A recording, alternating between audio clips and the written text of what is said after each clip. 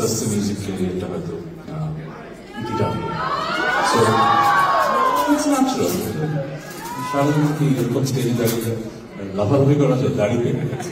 জনপ্রিয় সঙ্গীত শিল্পী তাহসান খান তার 25 বছরের দীর্ঘ সঙ্গীত ক্যারিয়ারের প্রতি ইতি টানার ঘোষণা দিয়েছেন। সম্প্রতি মেলবোর্নে একটি কনসার্টে তিনি ভক্তদের সামনে এই আকস্মিক সিদ্ধান্তের কথা জানান। এরপর থেকেই তার এই ঘোষণা নিয়ে চলছে নানা আলোচনা।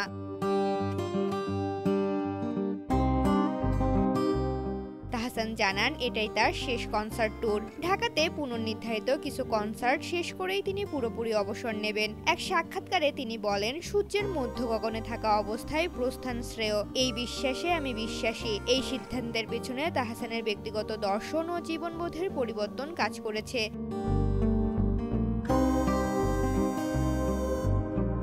তিনি আরো বলেন, পাবলিক ফিগার হিসেবে বেঁচে থাকার ভারটা অসম্ভব বেশি, তা আর নিতে চাই না। তিনি তার দাড়ি পেকে যাওয়ার প্রসঙ্গ টেনে বলেন, এখন আর নিজের কাছে প্রেমের গান গেয়ে মঞ্চ মাতানোটা মানানসই লাগে না। অভিনয় থেকেও সরে এসেছেন এই তারকা। সামাজিক যোগাযোগ মাধ্যম থেকেও তিনি নিজেকে সরিয়ে নিয়েছেন। তার মতে সামাজিক যোগাযোগ মাধ্যম অসম্ভব টক্সিক। তিনি চান মানুষ ধীরে ধীরে তাকে ভুলে যাক।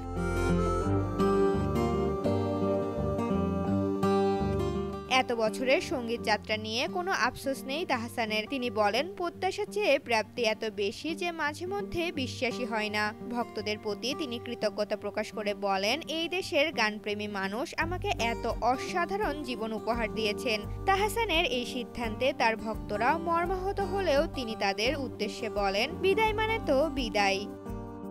ঋতুপর্ণা, জনকণ্ঠ।